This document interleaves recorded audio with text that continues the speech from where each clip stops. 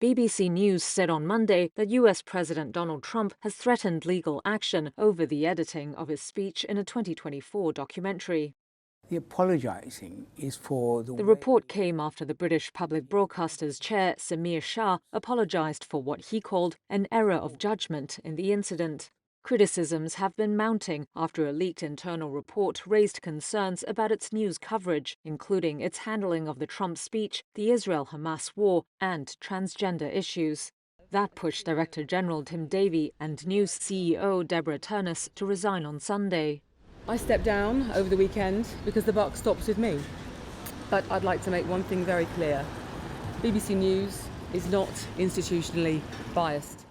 The documentary, by the BBC's flagship Panorama programme, was broadcast a week before the November 2024 US presidential election. We're going to walk down to the Capitol.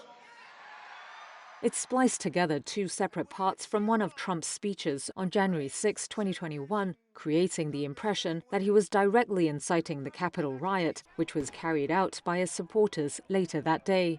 Trump's lawyers said the BBC must retract the Panorama documentary by November 14 or face a lawsuit for no less than $1 billion, according to a letter sent on Sunday. In an apology letter to British lawmakers, Shah, the BBC chair, said it accepted that the way the speech was edited was misleading. The impression it left on the British audience, as opposed to the intention of the programme, which was to give the the British audience some understanding of how President Trump's supporters were reading it. Now, that's quite a complicated set of thoughts, and we need to get that right.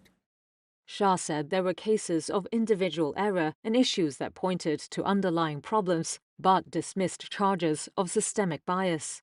He also rejected suggestions the BBC had tried to bury any of the allegations or failed to tackle any problems. A spokesperson for Prime Minister Keir Starmer said the BBC has the government's support, saying the top-level resignations show that the broadcaster had taken responsibility for mistakes made.